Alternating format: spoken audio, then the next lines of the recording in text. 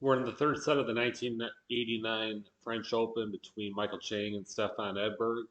Going into this set, the match is tied one set apiece. Chang won the first set 6-1. Edberg won the second set 6-3. And in this set, Edberg continued off where he left off in the second set. He actually won the last four games of the second set, and then he won the first three games of this set, including two breaks of Chang. So that marks seven straight games, four breaks of Chang. He was really on a roll, and Chang, kind of came down a little bit from the first set, but Edberg was just playing very spectacular tennis.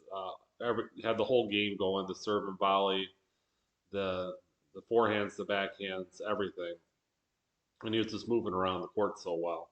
So he was playing like a world beater. Um, and then Chang broke him back, got it back to 3-2. And there was one point when Edberg was up 3-love that he looked tired. I think he had been tired of going on this roll, seven in a row. And then he had a couple kind of lazy, careless games to fall back to 3-2. But he's still up a break, and then he served out the rest of the set to go 6-4.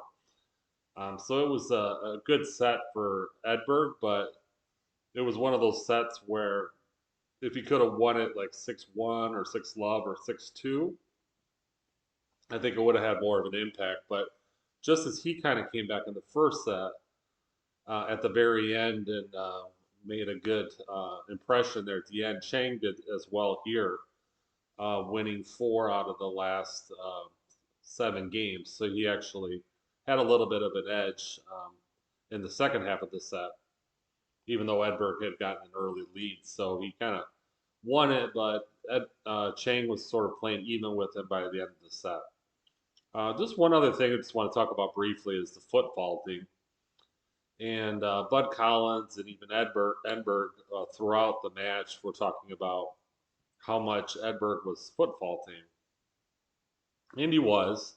It was very clear from the camera that he was foot faulting. He kind of put over his he's right-handed, so I believe it's his left foot first, and then he would kind of scrape his right foot across too. Not on every single point, but on probably at least half or more than half of the points.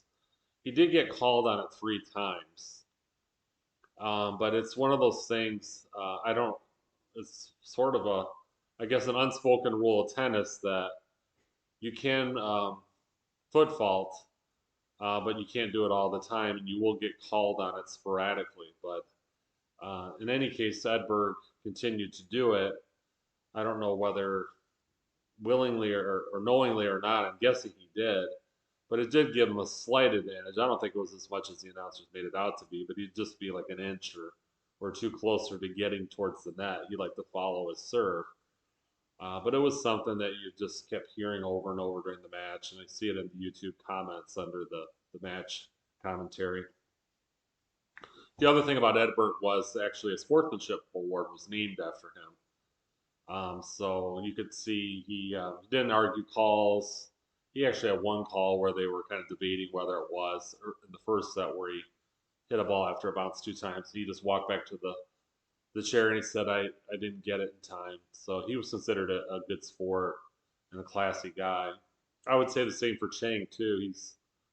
He both these guys are very businesslike. You could tell they're in the spirit of competition, but both very good sportsmen. And one thing I appreciate too is their pace of play. After watching the 1984 French Open with McEnroe, how long it would take him between serves, and then Lendl was kind of slow too. It's kind of nice to see two players just play a little more quickly. So there we have it, 6-4, third set.